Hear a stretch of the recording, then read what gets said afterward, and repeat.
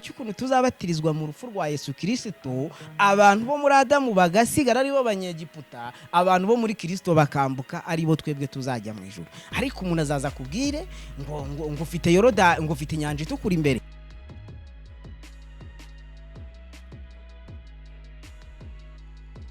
Turabashuhuje inshuti bakundwa ba Focus Studio TV.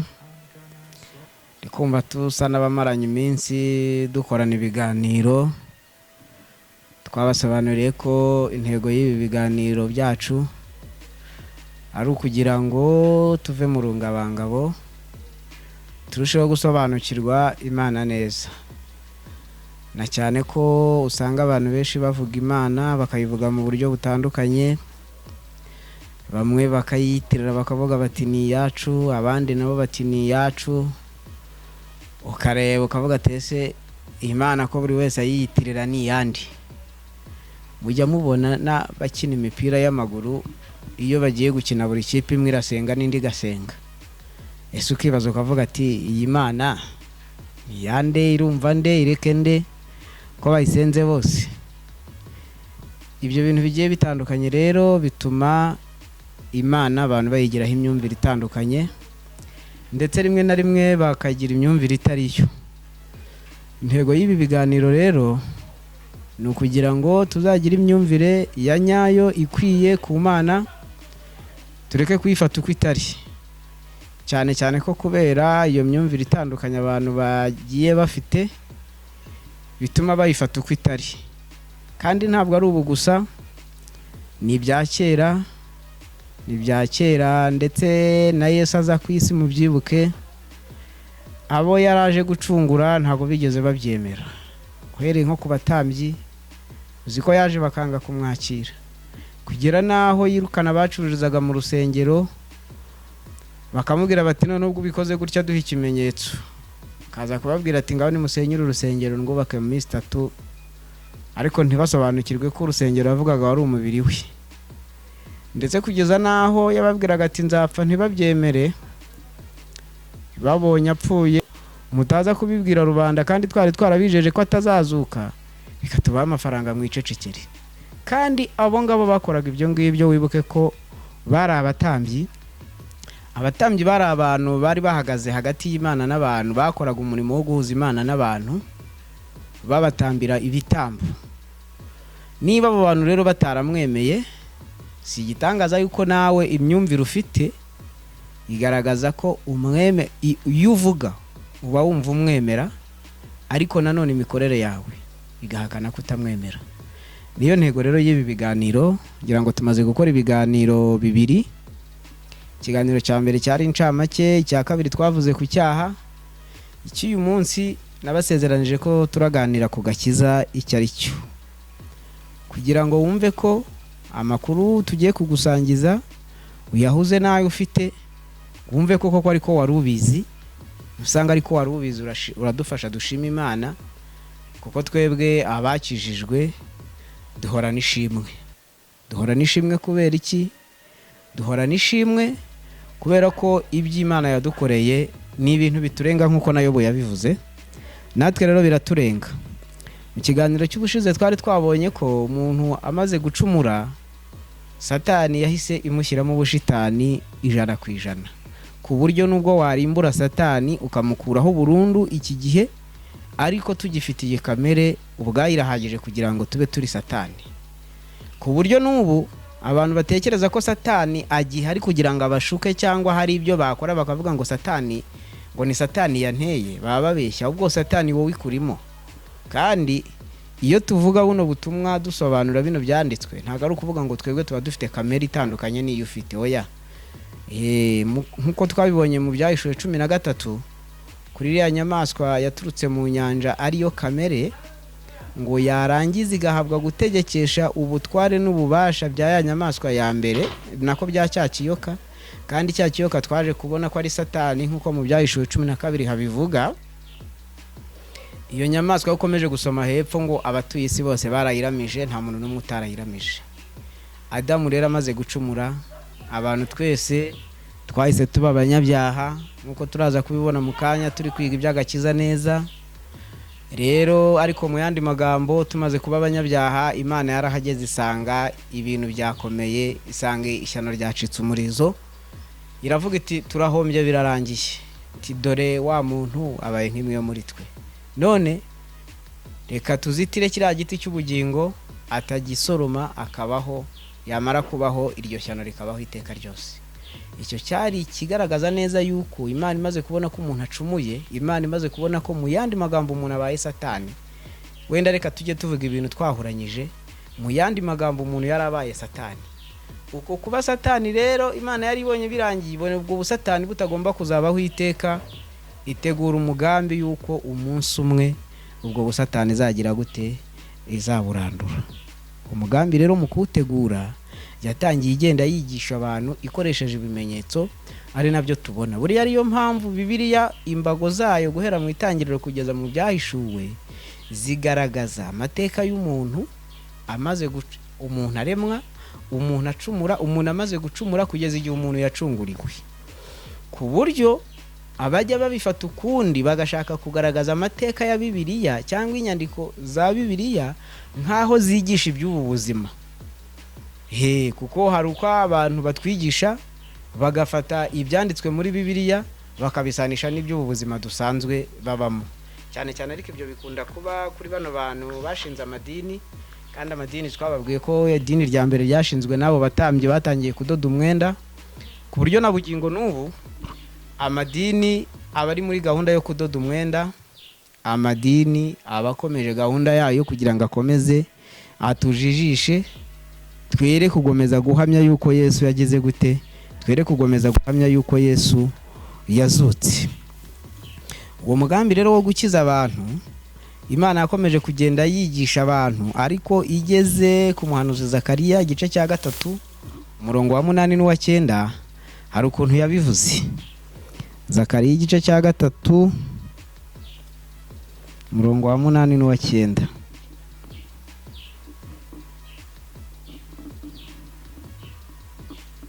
Zakariya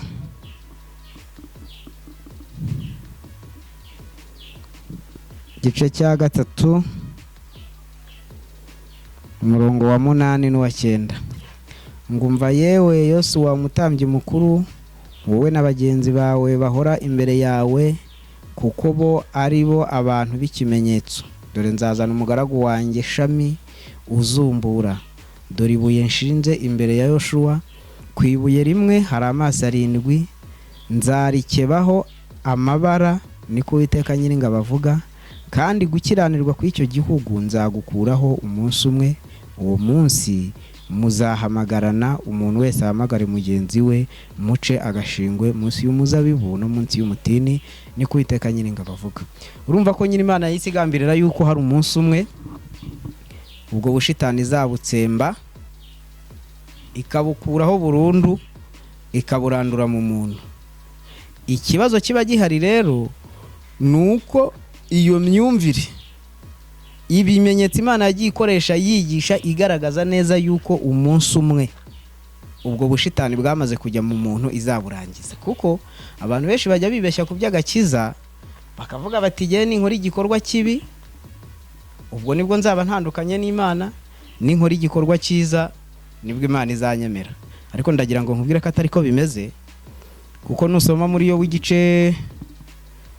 Yobu mu gice cya 25 uhereye ku murongo wa 4 uzasanga atari byo, ndetse nusoma no muri Yobu 35 uzasanga atari byo.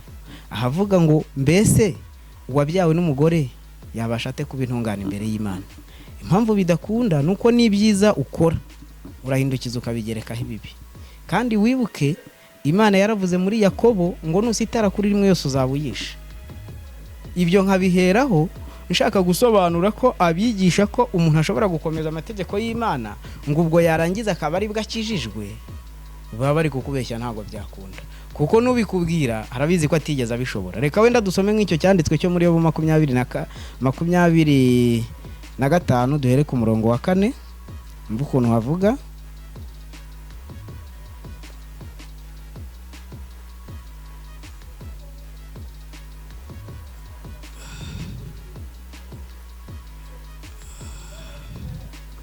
Yobu 25 turahera ku murongo wa 4.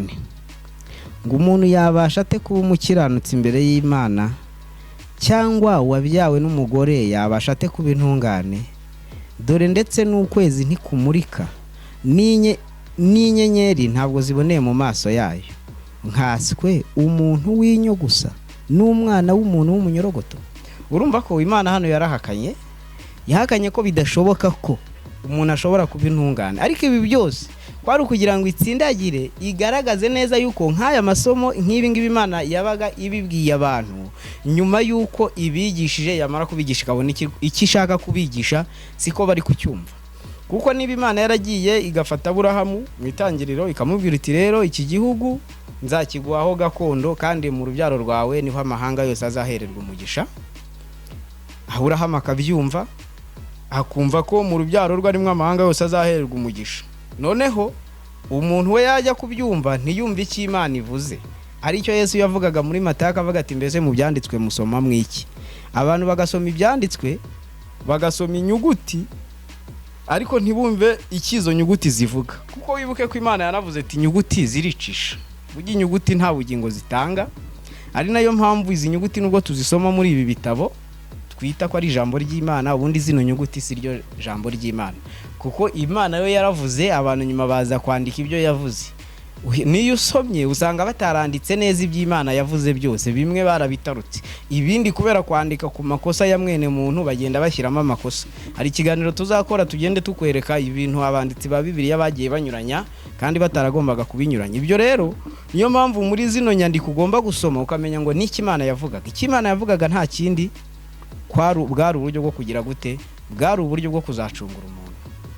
Uburyo bwo kuzacungura umuntu. Ahangaha tugiye kuganira ku by'agakiza, turahera ku myumvire pirate ihari isobanura agakiza ariko katari agakiza kanyako. Imyumvire pirate ubundi yitiranya amategeko n'agakiza, igakubwira yuko nuramuka wubahirije amategeko yose uko yakabaye ubwo uzabukishijwe, kandi amategeko nayo bakakubwira ko ngo uzubahiriza amategeko 10, kandi ntago ari byo. Ubundi amategeko yaziye iki? Abaroma igice cya 3 umurongo wa 19 kugeza 21 haravuga ngo kuko amategeko icyo amaze ari ukwerekana icyaha. Ubundi amategeko Imana yayazanye kugira ngo ihishure icyaha. Umuntu amaze kwandura ubuvirusi bw'icyaha yahise aba umunyacyaha, atangira gukora icyaha. Ni nayo mpamvu nabo ku bwano Imana yabarimbuye, ariko ikabarimbura itarabaha amategeko. Yagera i Sodomu n'i Gomora naho ikabarimbura itarabaha amategeko. None zubwo yaba yarabahoye ayaye mategeko, Adamu na Eva bo bari bariye itunda Imana yari yababujije. Ariko se abo ku bwano wa byari byagenze gute kugira ngo barimbure ko yari itaratanga amategeko? Kuko ngo amategeko yaje yashize imyaka 400 ibyo bintu bibaye. Amategeko aza ari 10, ariko kugira ngo wumve neza ko amategeko adashobora gukiza uyakurikiza, nuko Imana imaze gutanga amategeko 10 yahise itanga n'andi mategeko y'imihango. Nukuvuga ngo yaravuze ngo ntuzice, ntuzakora ibi n'ibi, ariko noneho nyuma itanga amategeko y'imihango. Aya mategeko y'imihango akamaro kayo karakaye. Iyo umuntu yabaga yishe itegeko, kandi impamvu amategeko y'imihango Imana yayazanye nuko yari bizi neza yuko aya mategeko abantu batazagira gute, abantu batazayashobora. Noneho abantu bakomeza kugenda bagira gute, bakomeza kugenda bayizirikaho. Iravuga iti rero reka noneho mbahe amategeko y'imihango. Umuntu naramuka yishe itegeko azakurikiza amategeko y'imihango. Amategeko y'imihango yavugaga iki? Yavugaga yuko nuba wakoze icyaha uzagenda, ubwo namwe mu mategeko y'imihango, uzagenda ugashaka igitambo, wamara gushaka igitambo ukakizana ukagitamba, wamara kugitamba noneho cya gitambo kikajya mu mwanya wawe, wowe ugasigara uri umwere, cya gitambo kikaba gipfuye mu mwanya wawe. Ubundi ugiye gusaba Imana imbabazi, mu yandi magambo wakaba uvuga uti nyica kuko ndi umunyabyaha. Impamvu nyine amategeko y'imihango yabayo, aya mategeko y'imihango yashushanyaga Kristo. Wibike ko tugeze mu Batesalonike hagaragaza neza ko ngo urwandiko rw'imihango rwaturegaga Kristo yarukujeho ku rubamba ku musaraba. Ni ukuvuga ngo ayo mategeko abantu yarabananiye. Nushaka kuyumva neza ko yabananiye, nuko n'Imana itayahaye abantu kugira ngo bayakurikize. Reka turebe muri Ezekiel igice cya 20 dusome umurongo wa 11 n'uwa 12. Ezekiel 20 11 kugeza 12. haravuga ngo maze mbaha amategeko yanjye mbamenyesha n'amateka yanjye ari yabeshaho yakomeje kandi ngo maze kandi mbaha n'amasabato yanjye ngo abe ikimenyetso hagati yanjye nabo kugira ngo bamenye yuko ari njye Uwiteka ubeza. Ni ukuvuga ngo hano impamvu Imana yari itanze aya mategeko n'amasabato kwari ukugira ngo igaragaze neza yuko ariyo yonyine ishobora kweza abantu. Hakabamo n'igihe umuntu akubwira ati wibuke kweza umunsi w'isabato, ati ni ikimenyetso cy'Imana. Nibyo koko isabato ni ikimenyetso cy'Imana, ariko se isabato ni ikimenyetso cy'Imana mu buhe buryo? Isabato ni ikimenyetso cy'Imana kigaragaza yuko Imana ariyo yonyine yagombaga kutweza. Ni ukuvuga ngo ubundi umuntu amaze gucumura, umuntu amaze gukora icyaha, ubwere Imana yashakaga ku muntu nta handi hantu bwagombaga guturuka usibye hehe? Usibye ku Mana, kuko umuntu yari yamaze kwangirika burundu. Ariko abantu ntago bigeze bashaka gufata amategeko nkuko Imana yayabahaye, bashatse kuyafata nkaho ari ikindi kintu bagomba gukoresha, ndetse rimwe na rimwe menshi baranayahindura nkuko tugiye kubibona. Nk'ubu iyo ukomeje muri kiriya gice ugasoma ku murongo wa 25 ngo mbaha amategeko atababonereye n'amateka atababeshaho, kandi mbandurisha amaturo yabo kuko bacishije imfura zabo zose mu muriro, kugira ngo mbahindure ingegera babone kumenya yuko ari nge Uwiteka. Ni ukuvuga ngo abantu bahinduka ingegera kubwa amategeko gute? Ubu ingegera ziri hanze hanga kubera amategeko. Mwihangane nago ntukanye, ariko ingegera ziri hanze hakubera abantu bagizwe ingegera n'amategeko babaye benshi. Njya nibuka kera tuba muri korari, nkiba muri bino by'amadini, nkunda gukoresha ijambo ngo nkiba muri bino by'amadini, rimwe na rimwe abantu bakambaza tese ubundi nta dini ugira, ubundi ntago Kristo amaze kudukiza ntago yigeze adutegeka ko hari dini runaka tuzabamo, kuko idini ibyo riri gukora hanze ahangaha cyangwa ibyo ryatangiye kera kose rikora nagahoma muno. Nk'ubu hari umuvandimwe umwe ufite idini asengeramo rifite icyicaro mu karere ka Rutsiro na Karongi, ejo yarampamagaye arambwira ati ibintu byakomeye, ni idini nabagama. Yarambwiye ati natwe aho bukera turi buze guhunga kuko ibintu birakomeye, sinzi ahantu turi buze kwerekera. Ntese ni ibiki? Ati ubwo ariko ibyo bintu bikaba byarigeze kubaho mu yindi myaka itambutse, nuko ntari kuyibuka neza. Hari ahantu twari tugiye kubaka urusengero rushyashya, noneho rero bano banyamadini iyo bashaka kugira ngo baduhindure ingegera bakoresha bitwa abahanuzi. Babazanye umuhanuzi, cyo genda byibuka, araza twari twateranye twese twateraniye hamwe, aravuga ati kubera rero imvura igiye kugwa, ubundi wenda nk'abakunda kumva bano bantu baza ku ma YouTube batubeshya ngo imvura igiye kugwa cyangwa bavuga ibiki n'ibiki, niyo baba babeshya cyangwa bavuga kuri byo ntibitureba, ariko buryo bavuze ngo imvura igiye kugwa ubundi abari intambara, abari amasasu, niyo baba bavuze reka mbaregurira ko ngako. Noneho umuhanuzi araza aravuga ati rero imvura igiye kugwa, ati yewe, ati mbega imvura igiye kugwa we, ati imvura inyagiye beshi, itinyagiye beshi. Ati none rero ati cyakoze Imana yambwiye ngo kugira ngo izabarinde izabugamisha iyi mvura, ati nimwigurira imitaka, ati kandi kugura umutaka no kugira ikintu utanga kuri iyi nzu yayo. Nuko abantu turagenda tukitanga rimwe na rimwe, kubera ko abantu baba kuyobora mu idini baba bakuzi. Hari igihe utanga amafaranga, wamara kuyatanga paseri yakureba, tuvuge wenda ufite inka, ufite ibiki, yakareba akabona utanze nk'ibihumbi 10, mu kanya umuntu yajya mu byitwa umwuka agahita avuga ati oya, ati mbonye ikintu kanaka yatanze Imana itacyemeye. Nuko muvandimwe rero yambwiraga ati natwe turi bwigendere, ngo navuga ukuntu amategeko yagiye kuzahindura abantu ingegera. Nuko ati bya bintu byongeye byagarutse. Ati ubu ejo bundi haje umuhanuzi aravuga ngo hagiye kuba ibibazo birebire, ati imvura iraguye, ati kandi n'urubura, ati namagasa, ati none ni mwishinganishe ni mugura imitaka, ati kandi kwishinganisha umuntu no kugenda akareba mu byo atunze, akarebamo ikintu gifite agaciro, yarangiza akagiha Imana.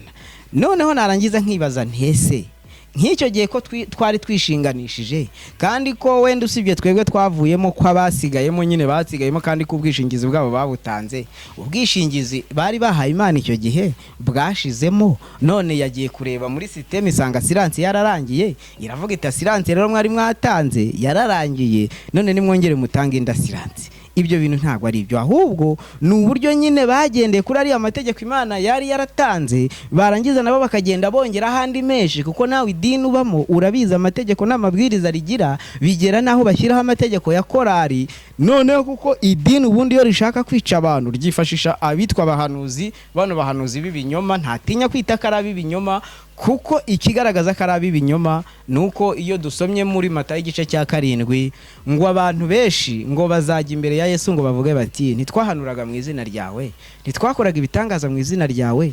Yesu ngo icyo gihe nibwo azaberura ngo ababwira ati nimumve imbere mwankozi z'ibi bimwe ntabwo nigeze mbamenya. Ariko nasomye Bibiliya mva mu itangiriro ndenda ngera mu byahishuwe, ntaho nigeze nsanga uwizera Kristo azarimbuka, ntibibaho. Ndetse n'isomye muri Yohana 6 yaravuze ngo unyizera ntabwo azarimbuka na hato iteka ryose. Ariko wumve ko ngo abo bahanuzi n'aba bantu bakora ibitangaza, ibi tukabivugira yuko mu biganiro twagiye dukora ubushize hari abagiye batubaza iby'ubuhanuzi by'ibitangaza, icyo tubivugaho ni icyo ngicyo. Nuko iyo ukomeje gusoma Bibiliya usanga aho muri Matayo 7 abahanuzi ngo bazajya imbere ya Yesu bavuge bati rwose ntago twahanuraga mu izina ryawe. Nuko babandi nabo bakora ibitangaza, ngira ngo hari Menyabosiko barigeze kukimbaza ngo abantu basengera abantu bagakira. Nuko ubu umuntu yagenda agasengera umuntu hari yagakira, umuntu yasengera ufite ubumuga bugakira akagenda. Ariko ngo abo bantu bazajya imbere ya Yesu, ngo nibamara kujya imbere ya Yesu ngo bavuge bati twabikoraga mu izina ryawe. Ababwira ati nimumve imbere mwankozi z'ibi bimwe ntago nigeze mbamenya. Impamvu azababwira ngo ntago yigeze abamenya ni iyihe? Nuko bitiranyije ibintu barakomeje bubaka idini, bubaka ari amategeko aragenda bahindura ingegera kugeza aho ubu ngubu abitwa ba nyiramadini cyangwa bashinze mu madini nta yindi tekiniki ihari usibye yo gukoresha ibishoboka byose kugira ngo umukristo wo hasi bamukuremo ifaranga. Hari aho bageze aho baturira mu mihigo. None se ko namwe mwasomye Bibiliya, reka tubare ko amaturo ari ngombwa nubwo atari ngombwa da. Naho wajya guturisha umuntu ukamubwira ngo nahige umuhigo w'amaturo azatura. Ubwo si uwo muhigo w'amaturo azatura ko amaturo umuntu yagombye gutura Imana nyine mu byo yabonye, none uwo muhigo azawuhigate ko atazi ibyo azabona. None se nk'ubu wenda nk'abo twagiye dusengana kera mu bice byo mu cyaro, ubundi cya 10 Bibiliya igaragaza ko umuntu agomba kugitanga mu byo yungutse. None ko abantu benshi tutazi konabilite, uriya ibintu biba bigoye cyane. Aya mategeko yaraho kuduhindura ingegera. Nukuvuga ngo buriya niba ugiye gutanga icya 10 wagombye kubuza imibare, wagombye kubuza kwandika. Niba uri umuhinzi ukandika ukavuga uti naguze imbutizi nkoresha abahinzi aba nkora ibi nibi nkora ibi nibi dore nakodesheje umurima, none ibi umusaruro nkuyemo n'uyu, reka ngurishe ubwo inyungu nizi. Yemwe n'abacuruzi, wenda abacuruzi bo biroroshye kubera ko Rwanda Revenue irabitubarira ikavuga iti umusoro ku nyungu naya, nawe wakurikiza umusoro ku nyungu baguciye ukaba wavuga ati burya nungutsa ya reka ngende niba ari cya 10 ngitange. Ariko nta kindi kintu no mategeko Imana yayazaniye ngo yagira ngo nyine ngo ayo mateka n'aya mategeko biduhindura ingegera. Kuduhindura ingegera nuko ubundi ingegera ni umuntu udafite agaciro yaba mu muryango. Ingegera ni ikisi y'umuntu anyuze arababangwira ni ingegera yigendera, aba ari umuntu udafite agaciro. Amategeko rero Imana yayazanye kugira ngo imbere yayo dukomeze duciririke, dukomeze duce bugufi, fendofe bizarangire tumenye neza yuko Uwiteka Imana ari we wenyine ugomba kugira gute, ari we wenyine ugomba kutweza. Kugira ngo ibishimangire yageze muri Yesaya 64 umurongo wa 4 kugeza kwa 5 irahakanira avuga ngo ngo ndetse n'ibyo mwakiranutsemo imbere yayo byahindutse nk'ubushwambagara bwuzuye ibizinga. Nukuvuga ngo na twatuntu tw'udukeregeshwe umuntu aba yasiranya akavuga ati dore ngewe nkora ibi. Ariko turi iyo tujyanye imbere y'Imana duhita duhinduka nk'ubushwambagara bugize gute, nk'ubushwambagara bwuzuye ibizinga. Iyo yari imyumvire imwe twahuzaga y'uburyo abantu bafata agakiza kwari ukugira ibintu bimwe na bimureka ukagira ibindi ukurikiza. Kuko ndibuka mu kiganiro cy'ubushize twavuze ku bya Nowa, ngewe ntangira kumenya ibyitwa gakiza, ariko ni kano kari pirate hari muri 98. Ubwo yo twavugaga ngo umuntu yarakijijwe twahitaga dushyiramo ko bihwanye kureka inzoga, bihwanye wenda kureka abagore, bihwanye no kureka itabi. Ubwo abantu benshi yagiye twabaga tuzi ko banywa inzoga, banywa itabi, basambana, biba. Umuntu yagenda yareka inzoga wenda kuko nk'inda ntiwamenya niba umuntu yaraziretse, ariko inzoga y'umuntu ayiretse biba bigaragara, n'itabi y'umuntu ariretse biba bigaragara. Umuntu agahita yemeza akavuga ngo byanze bikunze uriya muntu yagize gute, uriya muntu yarakijijwe. Ariko ndagira ngo mbabwire ngo ntago byari byo, ntabwo kari agakiza. Kubera yuko byaba ibyiza wakora, byaba ibibi wakora, nta kintu na kimwe bishobora guhindura ku bijyanye n'Imana, kuko ubushitani bukurimo burahagije kugira ngo Imana ikubone nk'icyaha. Kuko iyo nyamaswa warayiramije, ikimenyimenyi nuko ukora ibyiza ugakora n'ibibi, kuko igiti wariye cyari icy'ubwenge bumenyekanisha ikibi n'icyiza. Imana rero igiye kubihakana neza yuko nubwo ibyiza wagerageza kubikora, wagerageza ukabikora, ariko ndagira ngo nkubwire ngo ntabwo ibyo bintu ari byo wahingutse imbere y'Imana. Twabisanga mu gitabo cya Yobu igice cya 35 umurongo wa 6. Yobu 35 umurongo wa 5 tugeze wa 6. Ngo itegereze mu ijuru urebe, kandi witegereze ibicu biri hejuru ko bigusumba, niba warakoze icyaha ari cyitwaye, kandi ibicumuro byawe niba byaragwiriye nabyo bigitwaye iki?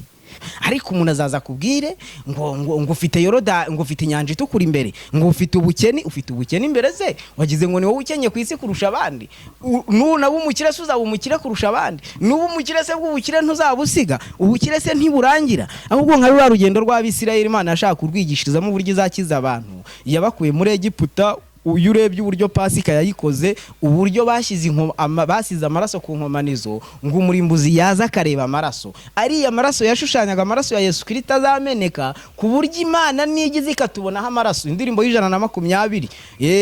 Ni ukuvuga ngo Imana nigize ikareba umuntu ikamubonaho amaraso ya Yesu Kristo, ntago izaba ikimurimbuye, kuko uriya murimbuzi yaraje aho ageze yasanga nta maraso ariho, agahita agira gute? Agahita arimbura. Imana rero ibageza ku nyanja itukura, irangije irabambutse ibanyuza mu butayu, ibagejeje mu butayu irareka ibintu byose bari bafite birashira. Cyari ikimenyetso, cyari ikihe kimenyetso? Abantu bize ibintu bya geopolitike barabizi, ntago kuva mu Misiri ujya muri Isirayeli byari ngombwa ko banyura mu nyanja itukura. Hariho n'inzira y'igitaka kandi hafi bagombaga kunyuramo, ku buryo batagomba kugendera imyaka 40 yose bazenguruka mu butayu. Ahubwo Imana yashakaga kubereka iki? Imana yashaka kutwigisha mu mugambi wayo wo gucungura umuntu, uburyo twebwe bizadusaba ko twivaho, ku buryo nta kintu cyacu na kimwe kigomba kuzagaragara muri uwo murimo. Ni ukuvuga ngo bageze ku nyanja itukura nta kintu cy'umuntu kigeze kigaragara. Cyakoze bageze mu butayu, aribwo turaza gusanga ko bushushanya iy'isi, hari utuntu bari bagifite amatungo aho basabaga amazi, ariko ndakubwiza ukuri amatungo nayo yaragiye arashira, ibintu byose birashira, basigara batunzwe n'amanu, basigara batunzwe n'amazi yavaga mu rutare, ari rwo Yesu Kristo. Byashushanyaga iki? Byashushanyaga ngo iyi nzira yo kujya muri gakondo, yo kujya mu gihugu cyo mu ijuru nasezeranije sogokuruza Aburahamu, birasaba ko kugira ngo muzayigeremo, nuko mwebwe nta kintu cyanyu na kimwe kigomba kuzagaragara hehe, kigomba kuzagaragara muri iyi nzira. Nikimenye yuko iyo usomye muri Yohana igice cya 1 umurongo wa 29 wa 36 n'uwa 45, usanga ubwo Yohana umubatiza yahamyaga Kristo, ngo yaramubonye ngarangije ngabwira abigishwa bati dore ngo uriya ntama w'Imana kuraho ibyaha by'abari mu isi. Ni ukuvuga ngo nta kindi kintu cyagombaga kudukuraho ibyaha. Ibyo bintu byagombaga kuba nta ruhare umwana w'umuntu agize gute abigizemo. Buriya niyo mpamvu Kayini yajyanye ituro, n'Abeli nawe akajyana ituro, bamara kugeza amaturo yabo ngo Imana ikemera ituro ry'Abeli, ngo ari kwikangira rya Kayini. Impamvu Imana yanze ituro rya Kayini ni iyi: nuko Kayini yajyanye ibivuye mu butaka, kandi ubutaka bwari bumaze kuvumwa, bivuye imirimo y'amaboko ye. Ariko Abeli arangije, none se icyo gihe amatungo ntago Abeli yigeze ayagura, Imana yari yarayaremye ari aho ngaho, inka zari zihari, intama zari zihari. Wicyo yakoze kwari kugenda agafata itungo kandi riva amaraso, byashushanyaga ko umwana w'umuntu ikintu azatura Imana ikacyemera kitari amaraso ya Yesu Kristo bitazakunda. Ari byo biza bigashimangira icyanditswe cyo mu Bahebere igice cya 10 umurongo wa 5, havuga ngo nicyo cyatumye ubwo Yesu yazaga mu isi avuga ngo ibitambo n'amaturo ni wabishatse. Kuko mu bitambo n'amaturo habaga harimo ibirayi, habaga harimo ibijumba, harimo ibigori, harimo ibinyampeke, harimo ibiki, harimo amafaranga bibye, harimo ayo basambaniye, harimo ayo byagenze gute. Bituma Yesu avuga ngo ibitambo n'amaturo ntiwabiyemeye, ahubwo wanyiteguriye iki? Ahubwo wanyiteguriye umubiri. Ariko na n'uyu munsi abantu baracyabwira abantu ati nimuzanire Imana icya-10, nimuzanire Imana amaturo, bagatura amaturo ameze nk'ayande, ameze nk'aya Kayini. Bajya kubicurika bakagusobanurira uko ngo Kayini ngo yagiye gutura ngo agatura ibishyimbo byaboze.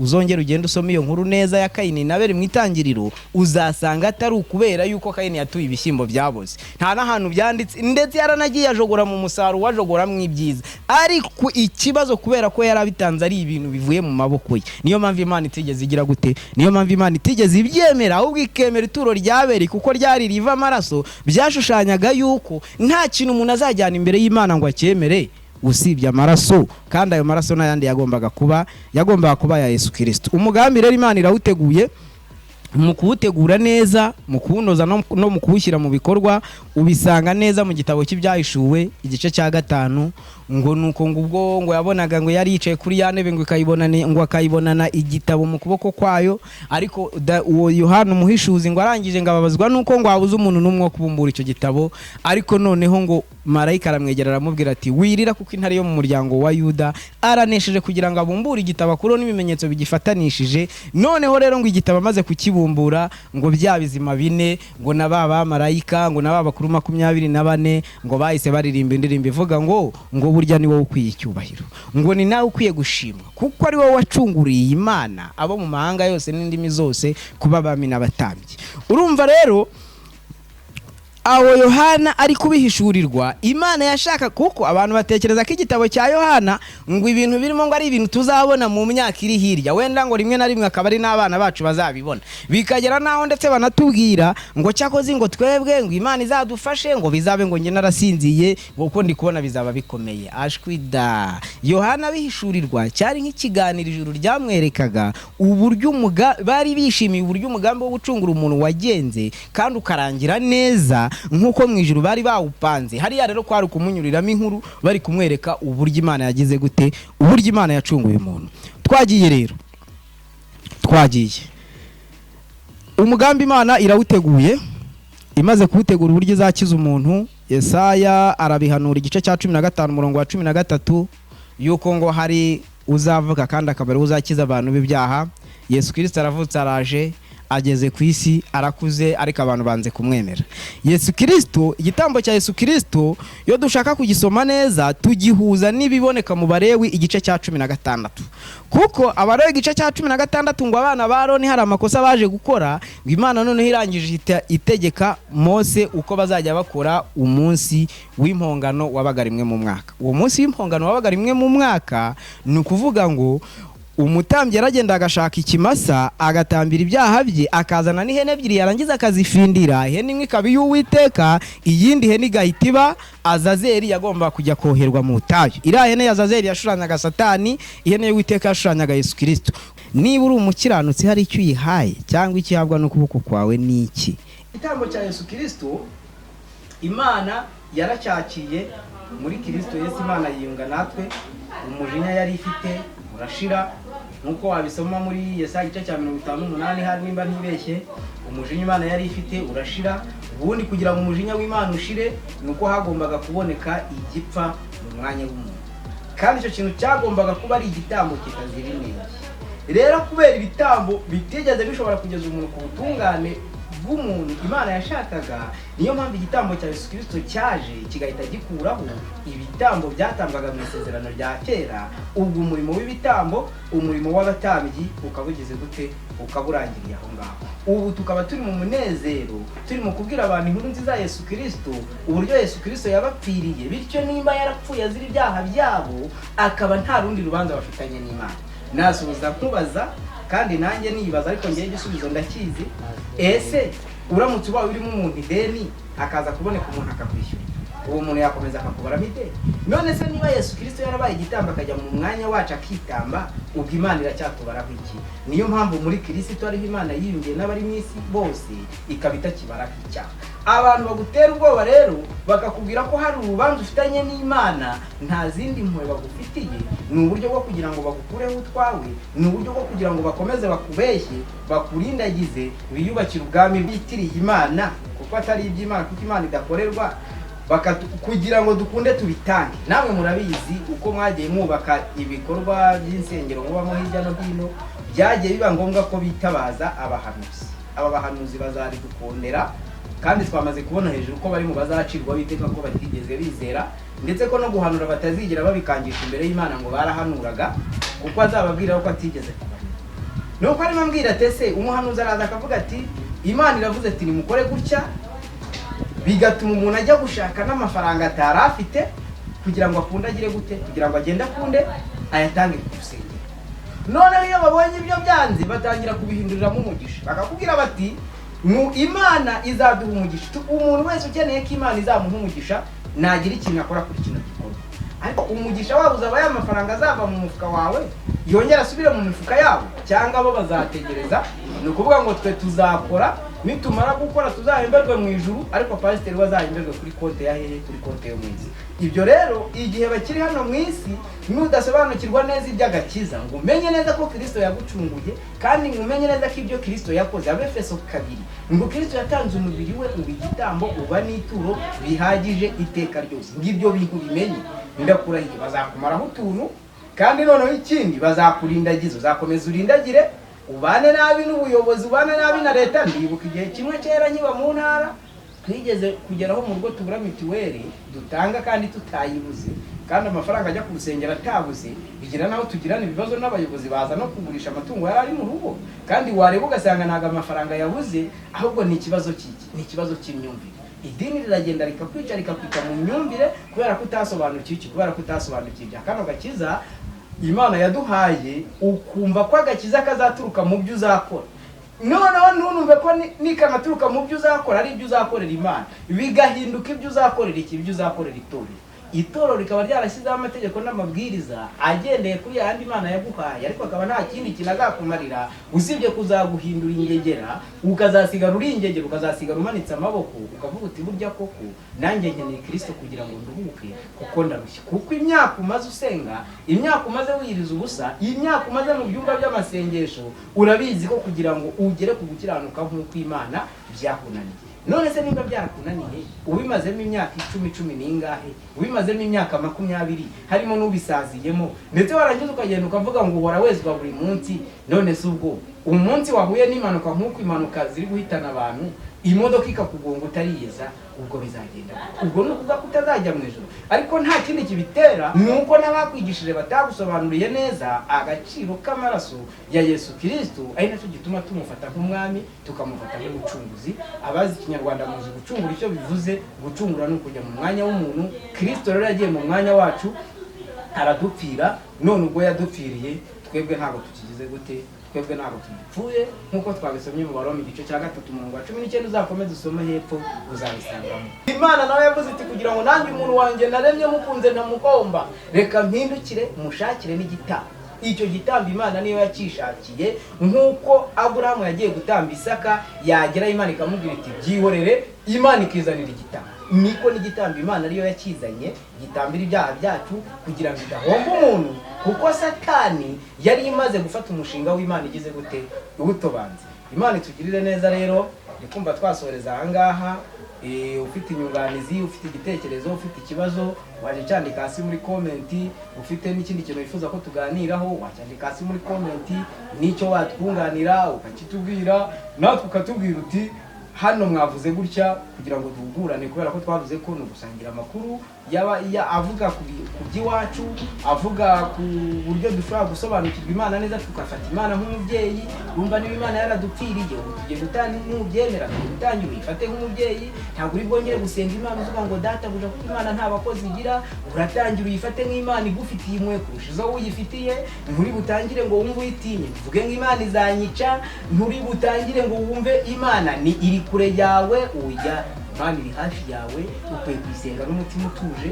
Nimba yarafashe gahunda ikavuga ngo abantu mwe kubacungura, kandi niba yacunguye nawe ukaba uri mu, ndikumva nta bwoba usigaranye, ndikumva nta bwoba wakabaye ufite. Ubu gutera guhangayika, gutera guhangayika umutima ngo nintakora gutya Imana ntiranyemera, ngo dore muri korali nasibye, ngo dore umusanzu wo ku rusengero sinawubonye, ngo dore ngo icya 10 ngo sinagitanze. Jewe ubu nari mu mvuga ko mu minsi iri imbere tuzatangiza ubukangurambaga bw'ikimina.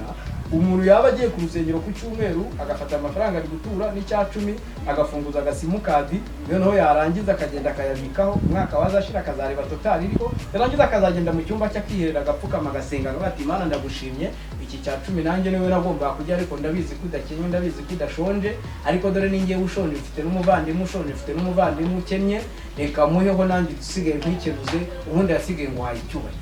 Kuko twese turi abatambyi, nta muntu mu bwami bwa Kristo, nta mutambyi mukuru uhari. Twese turi abatambyi, nta mutambyi uturuta, nta uhari ukwiye icyubahiro. Icyubahiro gikwiye Kristo, nk'uko mu kiganiro cy'ubushize twabibonye. Icyubahiro gikwiye Imana, icyubahiro gikwiye Kristo.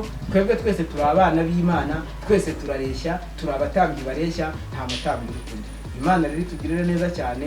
Ubundi hasigaye turabararikira kuzakomeza gukurikira ibi biganiro, mujye mukanda subscribe mu ibiganiro mu bisangize n'abandi kugira ngo amakuru tugende tuyasangiza. Murakoze kudutiza amatwi no kudutiza amaso. Imana itugirire neza twese.